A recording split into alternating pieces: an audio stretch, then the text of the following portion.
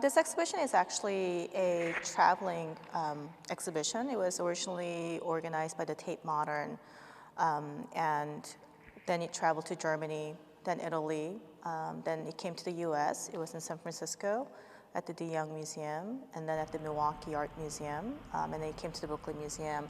So we're actually the last venue of this very important show.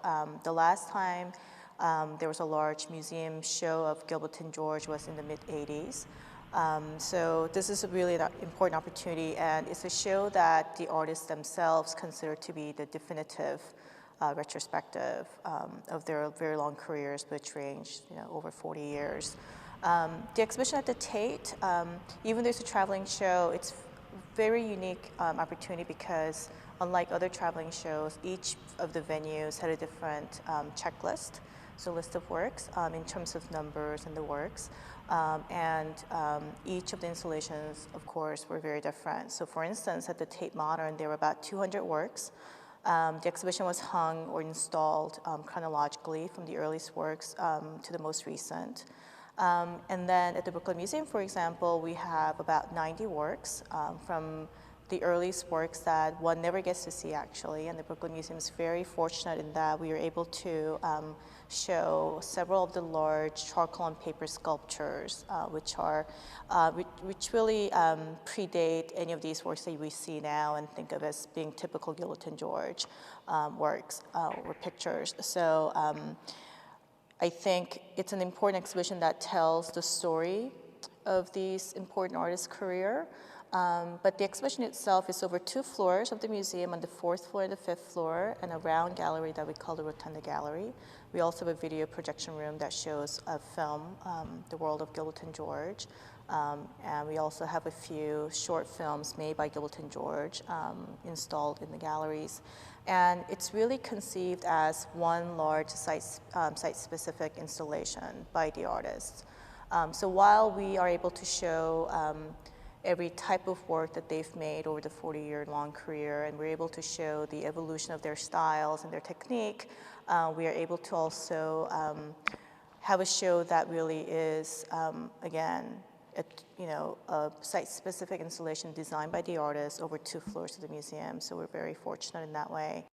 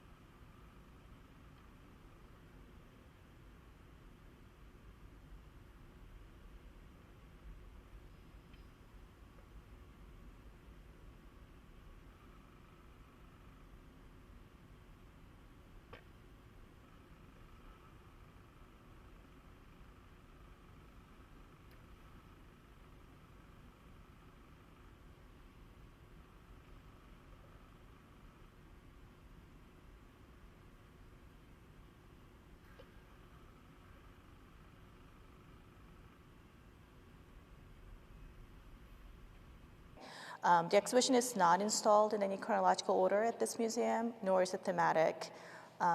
It really was the artist looking at the gallery plans and thinking about visually what made the most sense for them and making direct connections between specific works in the gallery. We're standing in the 4th floor gallery, which is actually the 2nd floor if you're following the design of the installation. So one is supposed to start in the Rotunda Gallery, which is upstairs, which has a lot of the ephemera from the late 60s. Gilbert George met in 1967 at art school in London at St. Martin's. And the very early work that they used to do was very much performance-based. They were both art students specializing in sculpture. And they themselves will tell you that they weren't very good students. So when they graduated, they didn't have a grant or studio set up. And the only thing they had was really each other. And without having money or studio space, what they started to do was everything they did, they thought of as sculpture or as art. So they would do things like they would send out postcards to everyone saying, Gilbert George having tea. So people would show up and they would watch Gilbert and George drinking tea.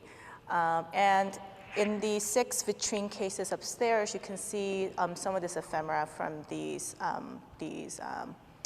performances that they did. So postcards, black and white photographs of them performing, of them just, being together, hanging out.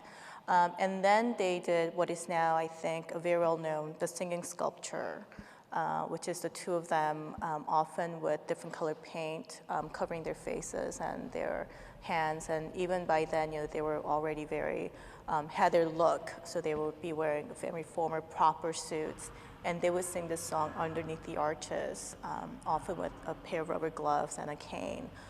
They would simply turn on a cassette player and sing the song, sometimes for 8 hours at a time in a gallery setting.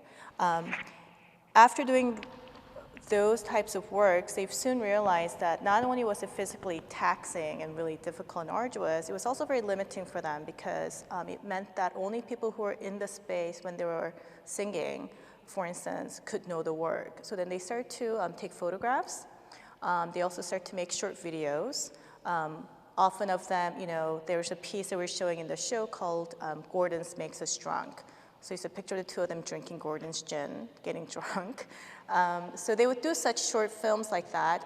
And then eventually they started to make works that we now identify as a typical Gilbert and George photograph, which are basically images that are initially just snapshots really, but then as time went on, manipulated images that are individually framed in black frames and then installed in a rectangular grid, butting each other. So, but you see within the show again how they come to that format.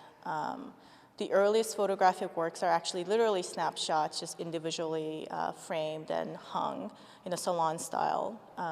And then you see them kind of playing with the rectangular format. And initially when they start to do the grid-like formations, the individually framed images do not butt each other. They're not actually flush. The edges do not touch, but then they eventually very quickly settle on this format. And then of course in the early 2000s, they start to work with computers, and image like this one called 28 Streets behind me is one of the first images that they made using computers. Before then, everything was done by hand.